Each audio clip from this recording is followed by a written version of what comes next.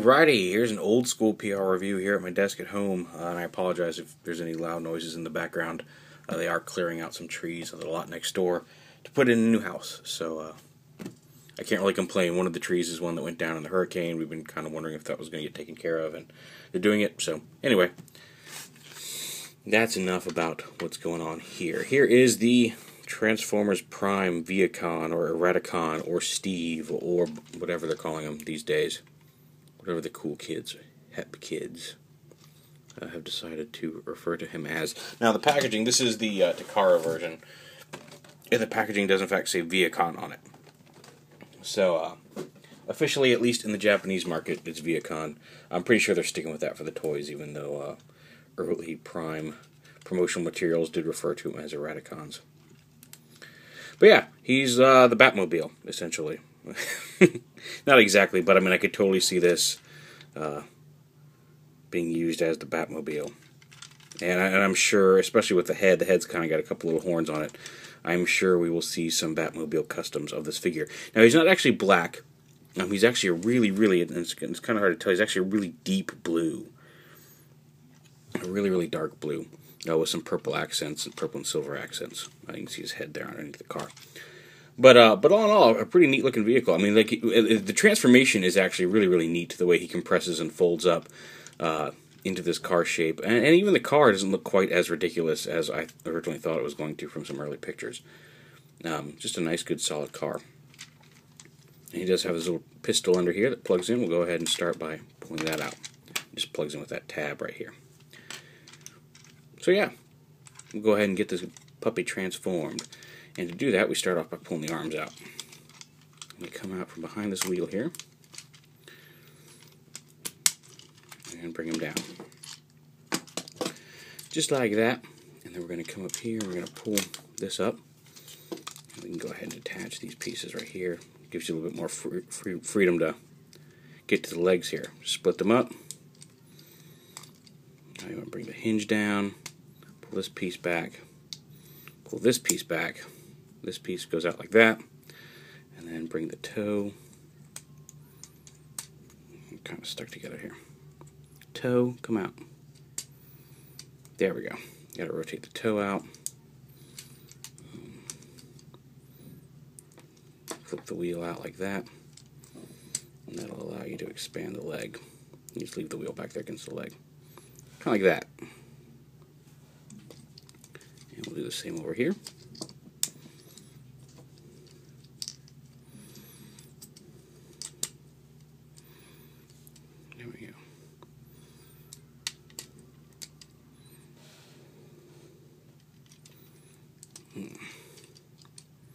And there we go.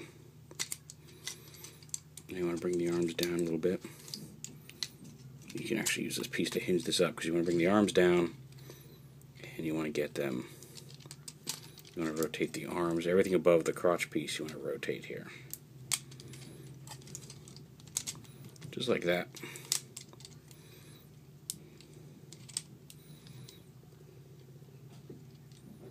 Wait a second.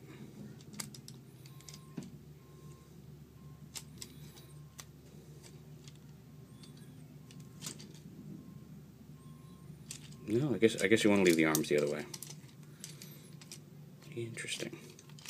I must have twisted them earlier because earlier I had them backwards, but I must have just twisted the whole thing earlier. Okay. Anyway, flip out the hand. Flip the windshield down. Flip this under panel up here.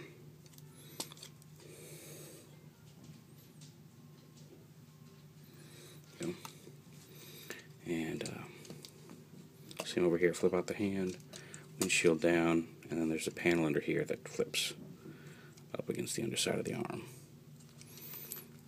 This one's stuck on mine. There we go. That collapses the forearm into place, and then you can just extend it down at the elbow, just like that.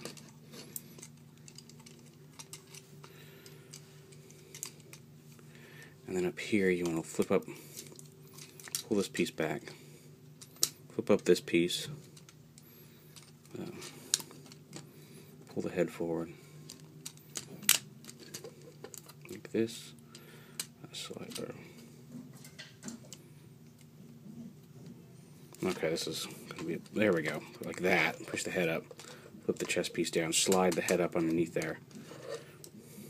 Here we go. Push it back. We can attach the arms up here. Because they don't really attach, but slide the arms up here. Collapse this piece down to his back.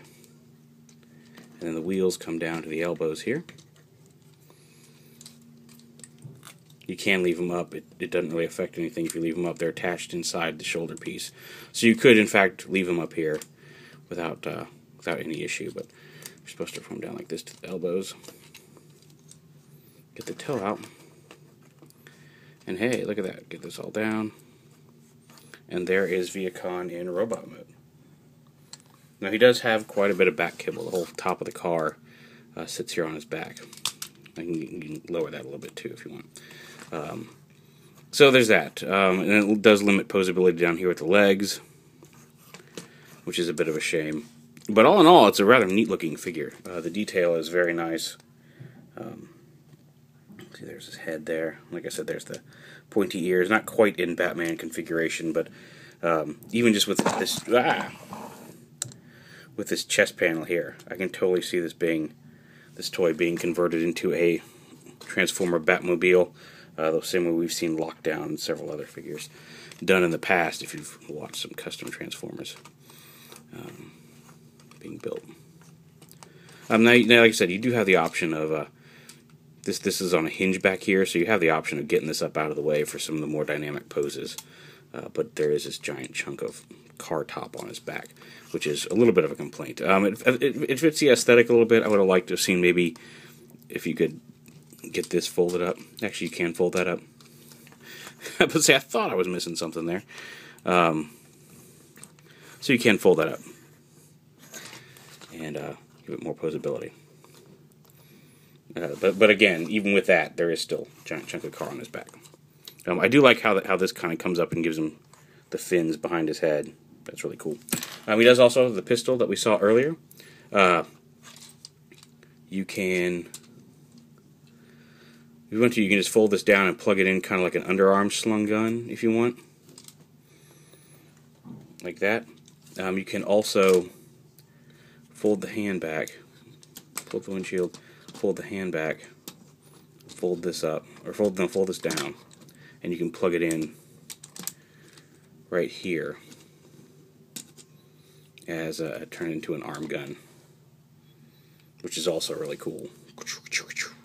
It's a shame he only comes with one gun, and it's specifically molded to fit on this side, despite the fact that this side has the same plug holes and ports back here.